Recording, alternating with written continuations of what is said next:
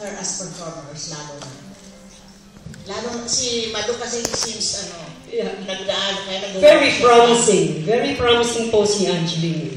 Yung coming from mga konsumisyon ko sa kanya, sa workshop. Pero nakukuha, malalim po yung bata. Malalim. Nasa proseso po siya nung parang tatawagin natin unfolding. Yan. Unfolding. Tapos natutuklasan po, na-express naman niya. Pero, ika nga ito yung first time niya. Kaya, bigyan po natin siya ng pagkakataon ng chance na talagang ma-improve naman. Na talaga po meron siyang tumatagniking na kalooban at kakayahan po sa pagganap. Madu, since parang ito ang first mainstream film ni Coco. Hindi ba lahat hindi halos? Ngayon, si Coco, sa TV, no doubt. Wala akong kwenta si Coco. Nakita niyo naman yan, di ba? Yung kanyang mga awards sa tinanggap. Wala akong kwenta. Wala kahusay-husay. Wala. Aktor lang naman siya ng dekada. And of course, the actor himself, Albert. The good thing about Angeline, for a beginner, you see the promise right away na deliver yung requirement ni Jerome.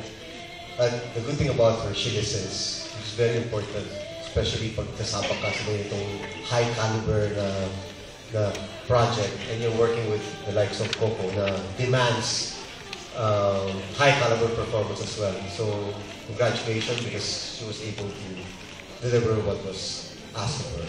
And thank you also with Direct Jerome kasi proper guidance has made it work. Si Direct.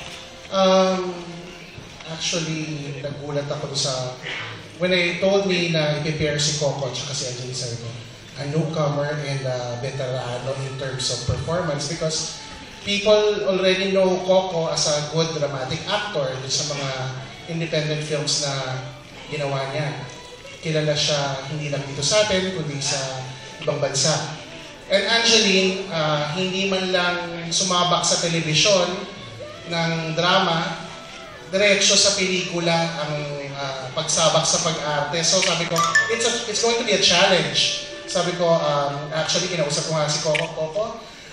Tulungan natin si Angeline, si Angge.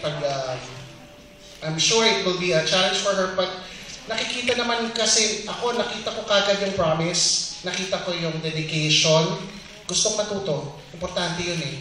At aside from that, sincere pag nagpa-perform. So, a good actor para sa akin is someone who can perform sincerely and can deliver a performance ng hindi masyadong, hindi decolor masyado. Kung ano yung mas totoo, mas magandang panoorin. Thank you. Ngayon, ito si Jocelyn ng TEP. To Angeline, nailang ka ba while shooting yung beach scenes niyo? Did you wear a bikini? Hindi naman po. Joke lang. Joke lang po Baka maniwala kayo. Hindi ko syempre kasi nung una po niloloko ko ni Direk na magtutupis ako. Sabi ko parang hindi pa panahon. Sabi ko gano'n. Binigyan niyo lang ako ng pelikula, tupis agad. Kaya sabi ko nga po, sana wag naman muna tupis. Tapos ayun, nakiri naman kasi nakita niyo naman po, di ba pumayat na rin ako ngayon kaysa dati sa Star Power. Na sinasabi nung kamukha ko si Bandol. Pataba? At ang pinagsikapan ko po talaga na maging sexy para po dito sa movie namin. Ayan. Thank you po. Anong reaction mo po nung nakita mo si Angeline na ganito yung suot niya? Yummy daw.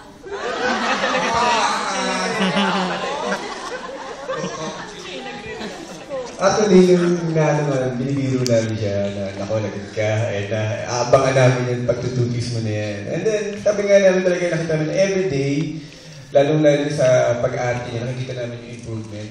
Almost everyday kapag nag-shooting kami. And then, habang ginagawa yung nag-aaral siya umarte, sinasabay niya rin ng pagdadayat. Kaya nung time talaga nung beach na kami na talaga nagsabi na sumobra yung sexy niya.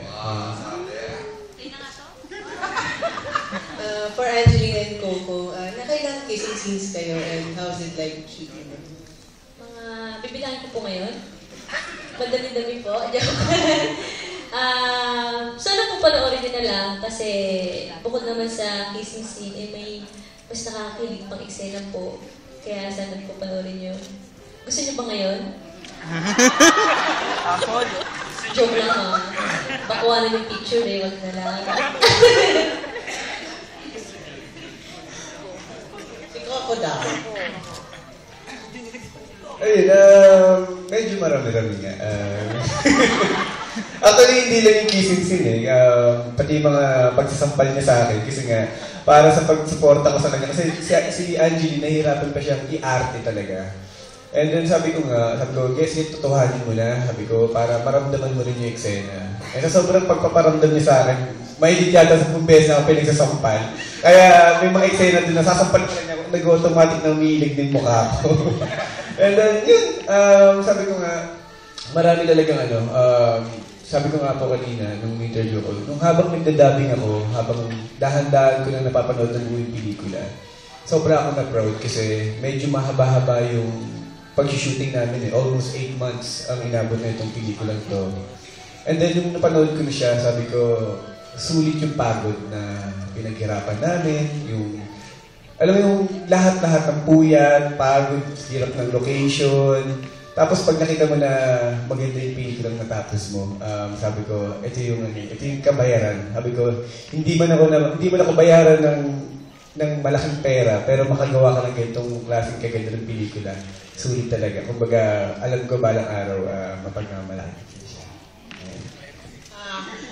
Coco, don't you think it's a big responsibility na para ikaw magdadala ng pelikulang ito dahil baguhan si na kung sa bagay, in the case of Eric Gonzalez, very new pa rin siya noong makapareha mo. And then, look where she's now. Do you predict the same near future for Angeline? Actually, sabi ko nga, sabi ko, nagbibiroan kami nila direct ako. Baka pagkatapos na ng pelikula to, kalimutan mo na kami ha. Sabi ko, baka after na ito, hindi mo na kami pansinin. Kasi, pag napanood niyo po talaga, sabi ko nga, si Angeline meron siyang kumbaga, lalong-lalo na sa drama, sa mga drama na eksena. Ang lalim ng pinaghuhugutan niya. Kasi, alam mo yung siguro, dahil din sa experience niya, kumbaga, sabi ko, napakalaki ng potential. Kaya nga, sabi ko, hindi lang ito yung pagsasamahan natin ng pelikula. Sana marami pa kami pelikulang magawa. Kasi nakita ko talaga yung potential niya bilang artista. Thank you. Ngayon, ito si Bong De Leon. Ay, si Leo bukas ng Tonight. Tara, may question si Leo. Kay Angeline muna. Angge, pinangarap mo bang maging actress mula nung bata ka pa? Kasi eto na parang actress-actressan ka na dito. Actress-actressan? Ano ba naman yan? Joke lang po. Big letter naman lahat na. Bata pa lang po ako, unang pangarap ko naman kasi nakalambak-la ka in July. Pangarap ko po talaga na maging singer po. Yung pagiging actress, syempre, pangalawa po sa pagiging singer na pangarap ko. Kaya, nung nabigyan nga po ko ng chance na makagawa ng movie, agad-agad nga hindi mo na naging teleserye na lang nila. Tapos, ayun po, sobra-sobra po talaga yung pasasalamat ko kasi parang sobra-sobra po talaga yung blessings na bukod po sa pagkapanalo ng Star Power, nasundan po agad ng movie. Tapos yung mga kasama ko pang artista kumbaga, halos lahat hinahangaan ko at bigatin po talaga. Lalo po si Coco, sila Sir Albert, sila Miss Yula, Tita Malu. Ayan. Kaya, ayun po, sana po manood kayo, Sir Leo. Pangarap mo rin bang magbida sa teleserye? Po? Pangarap mo rin bang makagawa ng teleserye? Opo naman. Kaya lang kasi minsan, sabi nga nila, mahirap daw po kasi halos araw-araw po ata ang taping doon. Baka hindi ko kayanin kapag may mga racket naman na racket. Tama ba? May nabuking-tuloy ako. Pag may mga guesting na lang, racket, diba? mga guesting na kanta po, baka hindi ko naman kayanin ng pagkanta po. Depende kung bibigyan naman ako ni Coco ng sweldo buwan-buwan, baka kayanin ko. So, singing at movies ang magiging priority. Sana po, pwede both. Sana po. Kay Rodel. Sino si Rodel? Ay, kay Coco. Kung paano mo ginaguide si Angeline? Since ikaw yung, di ba, wala nang dapat pampatunayan pagdating sa pag-arte, tapos isang neophyte ng ka-eksena mo, paano mo siya tinuturuan or minomotivate na makasabay sa isang kagaya mo na parang hirap-hirap tapatan? Yung unang ano po namin, nung workshop pa lang po namin, actually nagtinginan kami ni Direk nung nag-workshop tayo. Kasi kahit Blackie, hindi alam ni Angeline kung ano ibig sabihin ng Blackie, kung paano titingin sa camera, kung paano may ilaw. Kasi talagang parang siyang robot that time. Hindi namin alam kung paano gagawin. Nagtingin na kami, direct paano ito. Kumbaga yung zero, wala siyang alam sa pag-arte. Pero sabi ko nga, almost everyday nagkakaroon ng development dun sa niya, dun sa pag-arte niya, dun sa... Tapos, ako naman, sabi ko, syempre, yung support na ibinigay ko kay Angeline, sabi ko nga, sa lahat ng eksena namin, dumarating yung time na parang sa sobrang kakamotivate sa kanya, ganito ibig sabihin yan, ganito yung gusto mangyari ni Direk. Pag ako na yung kukunan, pagod na ako. Kasi naubos na eh. Kumbaga, habang siya nakakuna, naubos na lahat ng lakas ko. And then, ayun, and then yun, ano lang, pasensya lang. Saka, ayun nga. Kaya, sabi ko nga, kailangan lang talaga namin ng support. And then, yun, nakita ko naman yung pagbunga. Kasi nung napanood ko na yung pelikula, nakita ko talaga na magaling dito sa Angie. Lalong-lalo sa drama.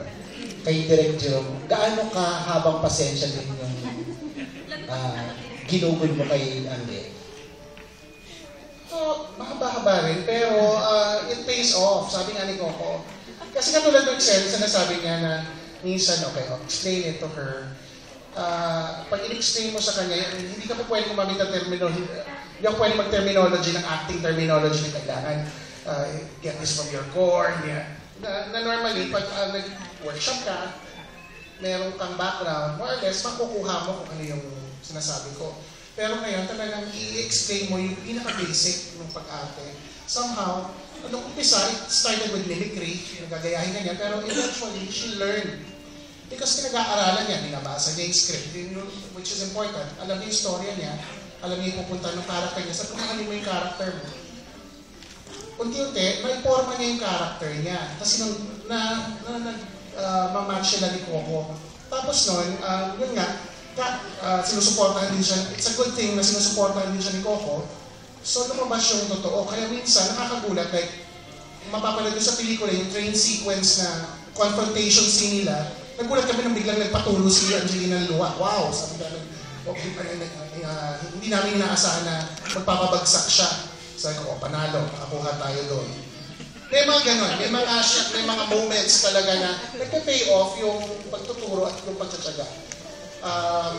But I think it's really worth it because the project will speak for itself. I'm very proud of this project.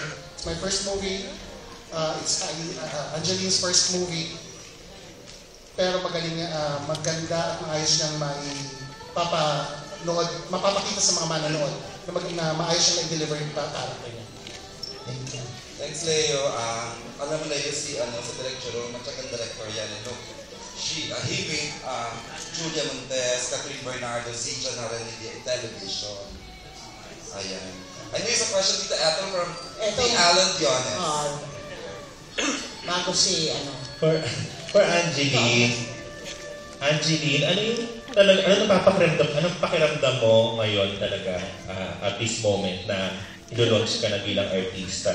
Di ba, sabi mo kanina, di ba, agad-agad? Parang, parang, kaya mo na ba? Oo, bida ka na agad, ganun, pelikula mo na agad with Coco. Anong pakiramdam? At this moment po? Oo. At this moment talaga, masakit yung pusod ko. Ay, bakit? Secret! Ano nga po rin yung tanong niyo? Sorry po. Sorry. Anong pakiramdam na agad-agad, bida ka na, ganyan, tapos ilo-launch ka na bilang artista, parang kaya mo na ba? May karapatan ka na ba talaga magbida sa pelikula?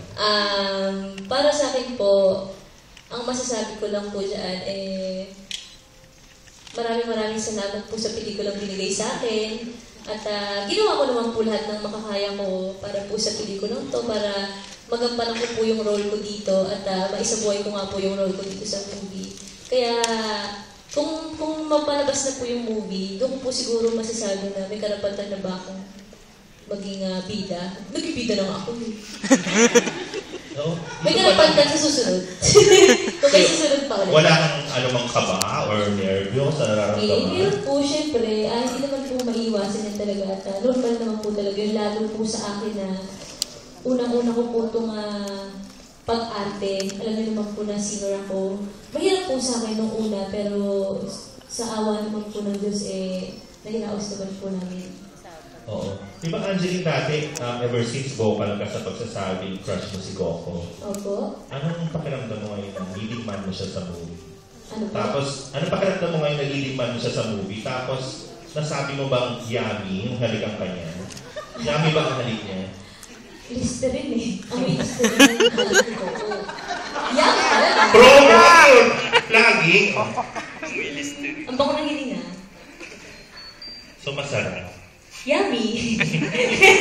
Tapos yung feeling mo, yung crush mo, kapartner mo na? Siyempre po, masaya po ako kasi dati si Coco, pinapangarap ko lang po na sana makasama ko sa isang trabaho. Tapos ngayon po, natapos na po yung movie nga namin. Kaya, sobra po yung pasalamat talaga. Kuya, parang kang mag-rap. Bago. Tinangyari na ano ko. Kuya, andun bago ako lumipat kay Coco. Nagka-boyfriend ka na, hindi yan. Dati, matagal na po yun. Talaga? Okay. So, okay. Kay Coco na. Pero hindi naman kasing gwapo ni Coco yun. Nakailang boyfriend ka na, Angeline? Po? Nakailang boyfriend ka na? 2. Ay, fairness Magkapatid. Joke lang. Joke lang, baka maniwala kayo. Bakit pwede rin naman yun? O si Coco na. Coco, anong pakiramdam mo na ikaw yung nauna, ikaw yung naka-diverginize sa lips ni Angeline. Sa script. Ako hindi ko naman iniisip yun kung ano yun. Siyempre, sa akin kasi trabaho lang yun. Kung nangyari man may kissing scene kami, dahil part po ng pelikula. Hindi dahil gusto ko mag-take advantage or gusto kong namnamin kung ano yung pakiramdam. Masaya dahil kahit pa paano, ako yung balang araw, kung ano man mararating ni Angeline, ako yung kauna-unahang artista or actor na nakatrabaho. Sabi mo para siyang robot umarte, di ba? Anong una? Parang robot din ba siya humali? Ay, hindi po. Hindi.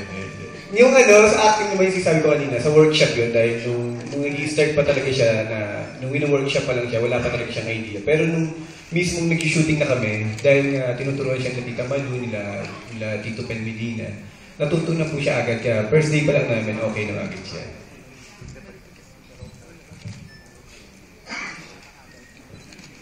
Okay, we'll limit the 2 to 3 questions, Tita Ed. Yes, dahil sorry to disappoint you, pero si Coco has to leave. Pinulout lang natin sa walang hanggan. Pinulout lang siya sa walang hanggan. The top rater ng ABS-CBN. Naman, Jumang down.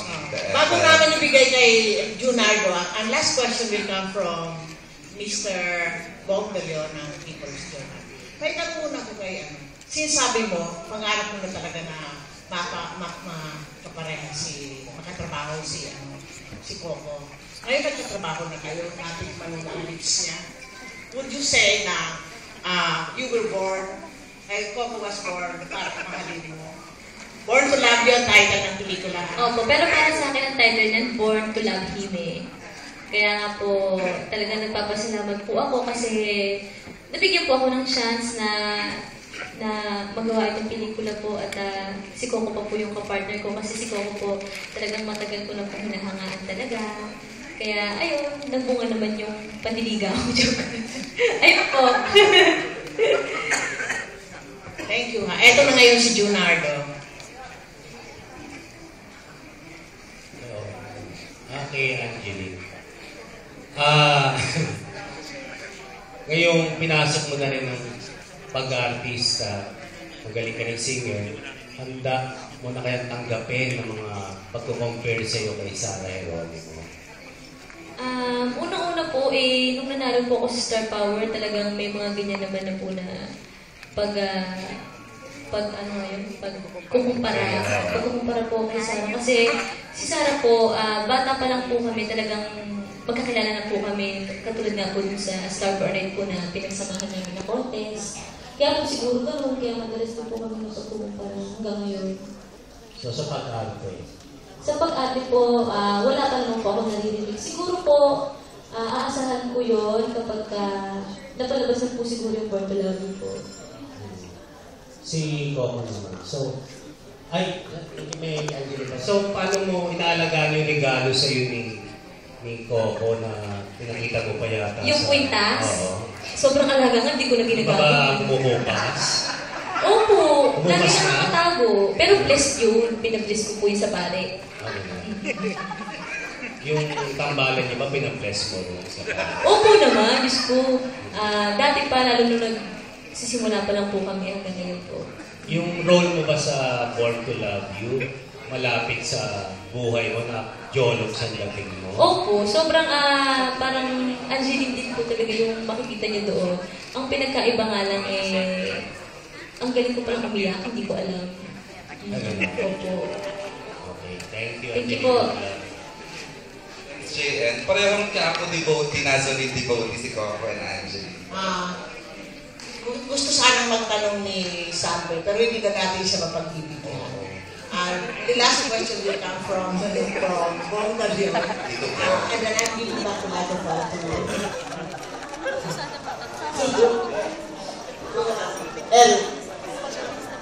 Angeline, nung mag-guest kay Vice Ganda, sinabi mo na unfortunately, yung binigay sa'yo ni Coco ay nag-fade. Nag-fade? Yes. Joke lang po yun. Oo. Para bigyan ako ulit. Buksan mo yun Joke lang yun. Joke lang po yun. Hindi, nasa akin pa rin po yung kwintas at ganun-ganun pa rin yung kulay niya. Okay. Kay Coco naman, anong pakiramdam na ang general consensus ng tao ay ginagawa kang springboard for the career of an upstart? Nagiging parang springboard ka na isang magiging big star. Ginagamit ka. Siyempre po sa akin, masaya kasi at least kahit pa paano, sana nakakatulong po sa mga co-actors ko, sa mga artista na kapag kinipira mo lalo sa mga nagsisimula. Siyempre ako, gusto ko kasi sabi ko, at least, yung nga sabi ko kanina, na ako yung kauna-unahang artista na nagiging man ni Angeline, like kunyari kay Angeline. Sabi ko, masaya pag nakakatulong ako sa tao. At syempre, evident na kahit nagtatrabaho kami, kumbaga, nagbibigay ako sa kanya ng mga ideas, mga tips about sa... Hindi dahil gusto siyang turuan, kundi para i-guide ko lang po siya. Pumasok na ba sa kaluluwa mo na ikaw ngayon ang pinaka-importante niyang actor? Sorry. Pumasok na ba sa kaluluwa mo at aminin na ikaw na ngayon ang pinakasikat niyang actor? Hindi naman po. Hindi naman po. Masaya lang ako dahil sabi ko nga, kahit pa paano yung soap opera na ginagawa ko sa ABS-CBN nagugustuhan ko ng mga tao, and then sa indie movie naman ginagawa ko, natutuwa naman po ako every time na kahit pa paano may nararamdaman ng mga pelikula, nagkakaroon ng award. And then ito sana ang mainstream na pelikula na ginagawa namin ni Angeline. Sana ma-appreciate din ng tawag ng Angeline. Salamat po. Okay, so at this point po, samahan natin yung sa ng EP ng Walang Hanggan. Ayan, this point we'll hear from the cast members para sa pasasalamat at pag-iibigan sa atin para sa Born to Love. Let's start with Amy. Amy, pasalamat ka na sa pagpunta ng mga press na yung tanghali. Salamat po sa pagpunta niyo po dito. Sana po malaw po kayo sa May 30 na po. Miss Maluti Guzman. Maraming salamat po at nakasama namin kayo ngayong hapon ito. Sana po'y supportahan ninyo sa panulat at ang hiligin po natin at ipamahagi ang Born to Love. Okay, and of course, Mr. Albert Martinez. Ako rin po ang pagbabago ng pangalan.